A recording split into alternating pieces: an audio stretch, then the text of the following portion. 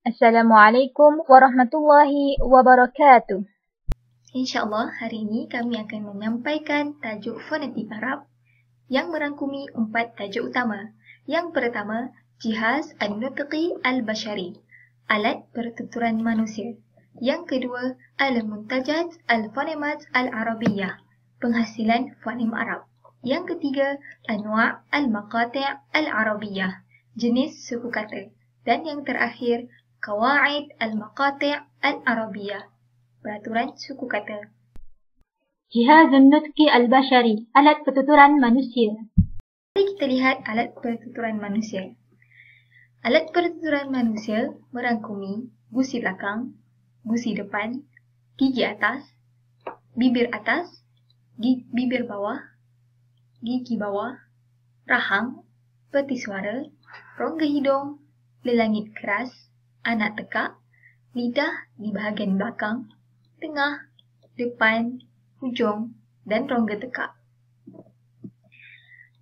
Alat pertuturan manusia di dalam bahasa Arab disebut sebagai Al-Jihaz An-Nutqi yang merangkumi Al-Lithah Al-Khalfi, Al-Lithah Al-Qadam, Al-Asnanil Ulya, Al-Syafatil Ulya, Al-Syafatil Sufla, Al-Asnanil Sufla, Al-Fak, Al-Sawt, Al-Tajwif Al-Anfi, Al-Hanak, Al-Lahah, Al-Lisanu Khalfi, Lisanul Wasat, Lisanul Aqdam, wa Lisanul Aqsa, wa Tajawif Al-Halq. Mari kita lihat seterusnya makhraj huruf. Makhraj huruf, bibir atas Al-Syafatus Sufla menghasilkan huruf ba, fa. Tekak pula Al-Halq menghasilkan huruf tafkhim, iaitu huruf tebal seperti dal, dha, ta, sa. Dan huruf halqi, huruf tekak seperti qaf, ha, ain. Seterusnya, mari kita lihat gigi bawah Al-Asnani Sufla yang menghasilkan ta, ta. Peti suara pula As-Saut menghasilkan bunyi mahmus, iaitu bunyi yang tidak bergetar seperti ka, ka, ta. Juga majhur, huruf yang bergetar seperti dal, zal, za. Gigi atas pula Al-Asnanil Ulya menghasilkan huruf fa. Gusi Al-Lithah menghasilkan huruf nun. Anak tekak pula menghasilkan huruf qaf. Al-Fonimat wal-Muntajatul Fonimat Al-Arabiyah, fonem dan penghasilan fonem Arab. InsyaAllah saya akan menerangkan berkenaan fonem dan penghasilan bunyi bahasa. Apakah itu fonem? Fonem merupakan satuan atau unit bunyi terkecil yang memberi perbezaan erti, terbentuk daripada beberapa bunyi atau ciri-ciri bunyi. Proses mengeluarkan sebutan sesuatu fonem akan melibatkan udara yang keluar dari paru-paru sehingga ke bibir mulut. Himpunan beberapa bunyi atau ciri-ciri bunyi yang berfungsi dalam bahasa. Kita lihat kepada contoh huruf ta dan juga huruf dal.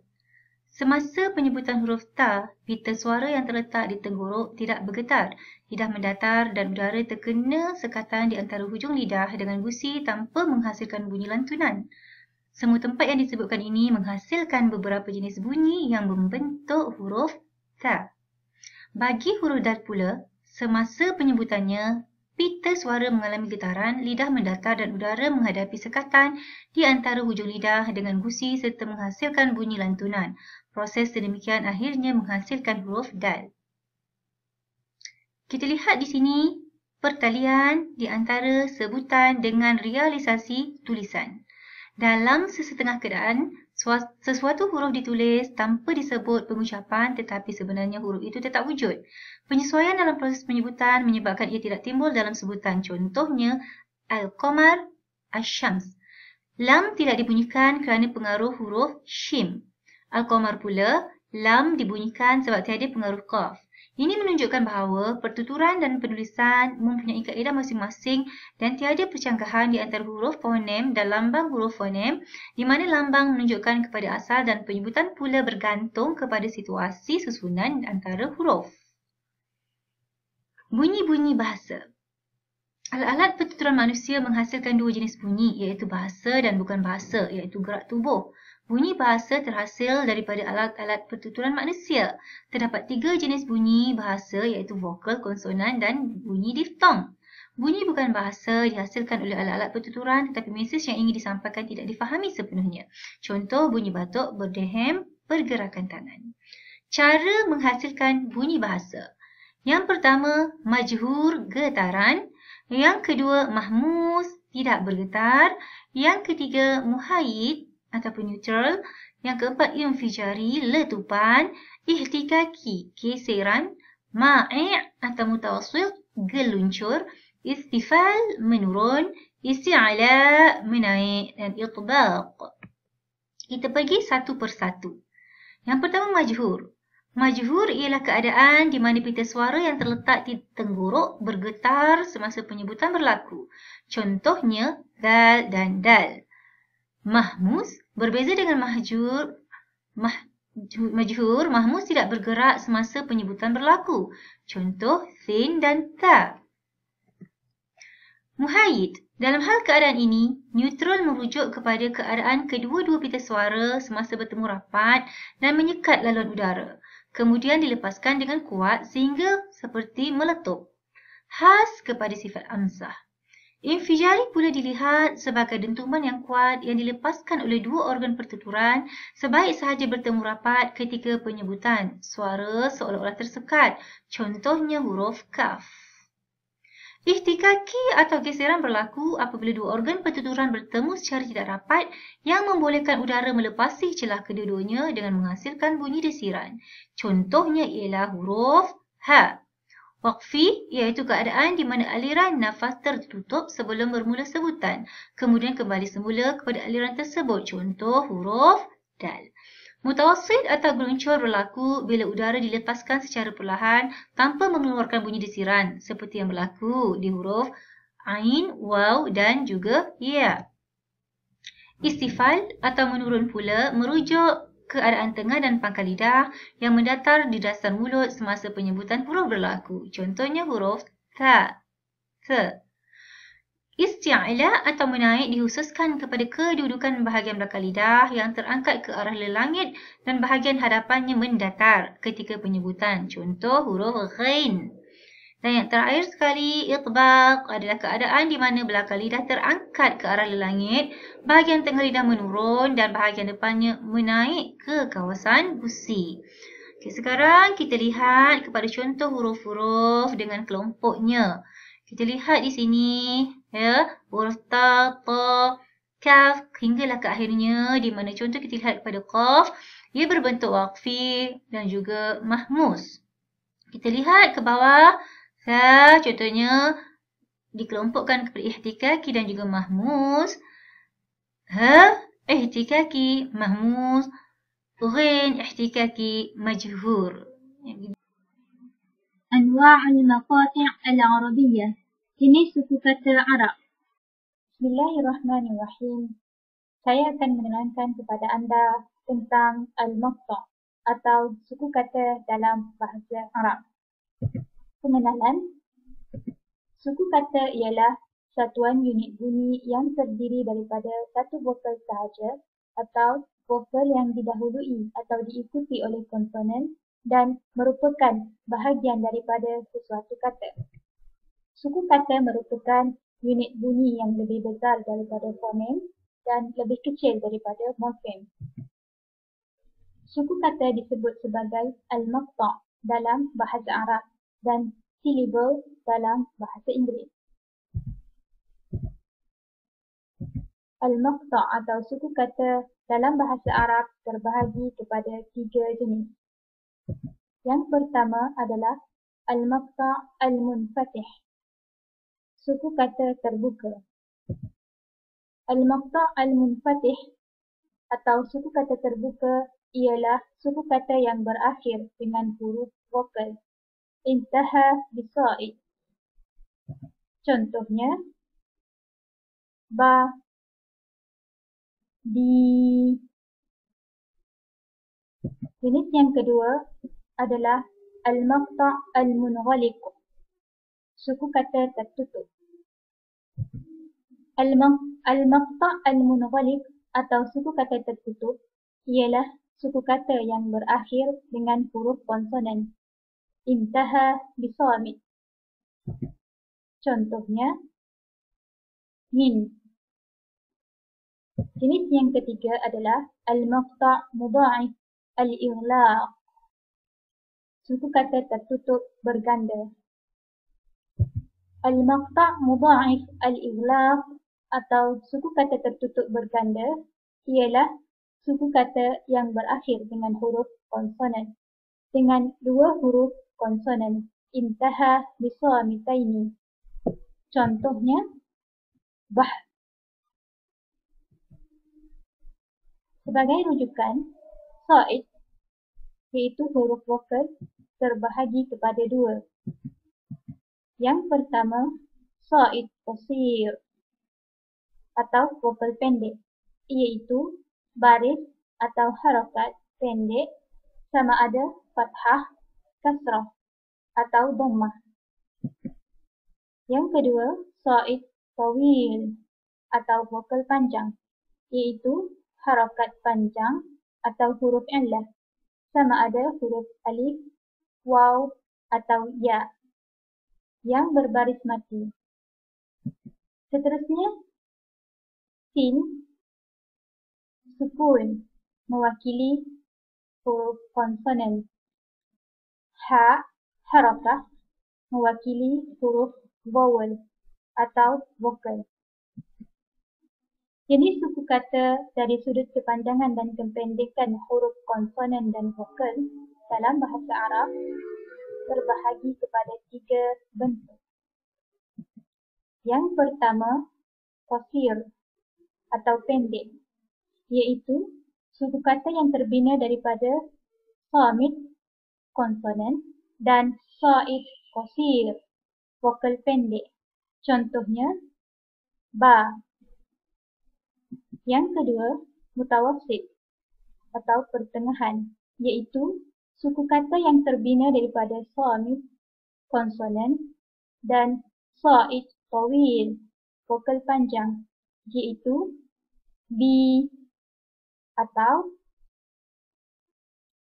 suku kata yang terbina daripada samitaini, dua konsonan, dan sa'id qasir vokal pendek. Contohnya, min. Yang ketiga adalah tawil atau panjang, iaitu suku kata yang terbina daripada samitaini, dua konsonan atau lebih, dan sa'id tawil vokal panjang. Contohnya, aud, bab.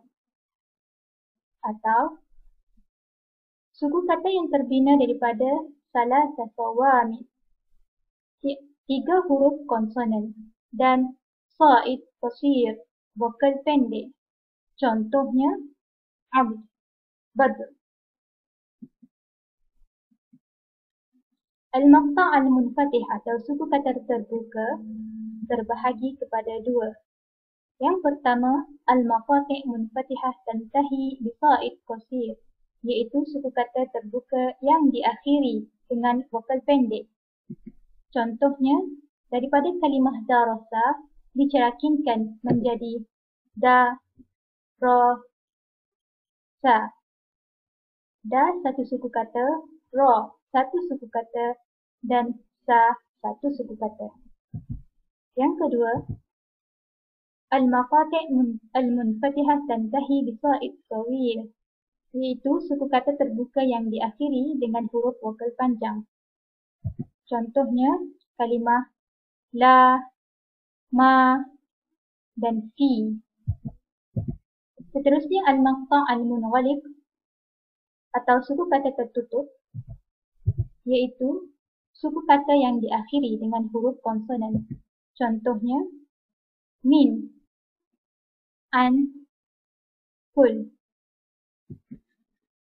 Terdapat 5 bentuk suku kata al-maqati' terdapat dalam bahasa Arab, bagaimana yang terdapat di dalam jadual. Qawaidul maqati' al-arabiyyah, peraturan suku kata Arab. InsyaAllah pada hari ini saya akan membentangkan tajuk Qawaidul Maqati' al-Arabiyyah, peraturan suku kata. Peraturan suku kata bahasa Arab yang pertama adalah suku kata bahasa Arab mestilah dimulai dengan konsonan, iaitu qama, sinhaha, sinha atau cvv, cv. Ataupun ja'ala, sinha, sinha, sinha atau cv, cv, cv. Sin bermaksud sukut, ha bermaksud harakah, c bermaksud konsonan, v bermaksud vokal. Maka peraturan suku kata bahasa Arab perlulah dimulai dengan konsonan. Yang kedua, tidak boleh dimulai dengan 2 huruf konsonan, iaitu sama, sinhaha, sinha atau cvv, cv. Ia tidak sama dengan peraturan bahasa Inggeris yang boleh menggunakan 2 huruf konsonan, iaitu the, ccv, street, ccc, vvc. Peraturan yang ketiga adalah kebiasaannya suku kata kalimah mujarrad tidak melebihi daripada 4 imbuhan, iaitu dahraja, sinhasin, sinha, sinha atau cvc, cv, cv. Yang kedua, zalzala, sinhasin, sinha, sinha atau cvc, cv, cv. Maka suku kata kalimah mujarrad ini tidak boleh melebihi daripada 4 imbuhan. Yang keempat, jumlah suku kata yang paling banyak bagi kalimah bahasa Arab ialah 7 suku kata, iaitu fasayakfikahumu, sinha, sinha, sinhasin, sinhasin, sinhah, sinha, sinhaha. Yang kelima adalah jumlah suku kata yang paling sedikit bagi kalimah bahasa Arab ialah 1 suku kata, iaitu ka, sinha atau cv. Yang keenam, tidak boleh mengulangi suku kata bentuk yang kedua, cvv, sebanyak 3 kali dalam satu kalimah mujarrad, iaitu banana, sinhaha, sinhaha, sinhaha atau cvv, cvv, cvv. Yang ketujuh, tidak boleh meletakkan suku kata bentuk kelima cv, cc di permulaan perkataan atau di tengah kerana bentuk ini dihaskan untuk berhenti atau waqaf. Sihir, sinha, sinsin atau cv, cc. Yang ke-8, tidak diterima sebagai fushah kalimah bahasa Arab yang mengandungi gabungan suku kata bentuk ketiga, iaitu cvc dan 2 suku kata bentuk kedua cvv. Contohnya adalah sarghaya, sinhasin, sinhaha, sinhaha atau cvc, cvv, cvv. Dan yang ke-9 adalah tidak diterima sebagai fushah juga kalimah bahasa Arab yang mengandungi gabungan suku kata bentuk kedua cvv dan 2 suku kata bentuk ketiga cvc. Contohnya adalah syabandar, sinhaha, sinhasin, sinhasin atau cvv, cvc, cvc. Maka syabandar ini bukanlah dikatakan kalimah bahasa Arab fushah. Dan peraturan yang ke-10 adalah tidak diterima sebagai fushah kalimah bahasa Arab yang mengandungi gabungan suku kata bentuk kedua, iaitu cvv dan suku kata bentuk kelima cvcc. Contoh kalimahnya adalah jomar, sinhaha, sinha, sinsin atau cvc, cvcc. Maka apabila terdapat gabungan suku kata bentuk kedua cvv dan suku kata bentuk kelima cvcc seperti jormite, maka ini tidak dikira sebagai kalimah fushah bahasa Arab. Peraturan yang ke-11 adalah orang Arab cenderung untuk menolak suku kata bentuk keempat cvvc dalam banyak keadaan. Maka ditukarkan suku kata kepada bentuk yang ketiga cvc. Lam yakum dalam sirah jazam. Lam yakum ditulis dengan adanya huruf waw. Maka kecenderungan orang Arab untuk menolak suku kata bentuk yang keempat cvvc, contohnya dalam siratul jazam. Contoh di sini kita boleh lihat yakum, sinha, sinhaha, sin atau cv, cvvc. Tetapi apabila dimasukkan dengan siratul jazam, iaitu dengan lam, maka akan dibuangkan waw, ditukarkan suku kata tersebut kepada suku kata bentuk ketiga, iaitu cvc. Yakum, sinha, sinhasin atau cv, cvc. Maka terdapat 11 kaedah peraturan suku kata bahasa Arab yang perlu kita ketahui. Dan saya telah membentangkan dan membincangkan perkara tersebut itu tadi. Sekian sahaja pembentangan pada hari ini. Assalamualaikum warahmatullahi wabarakatuh.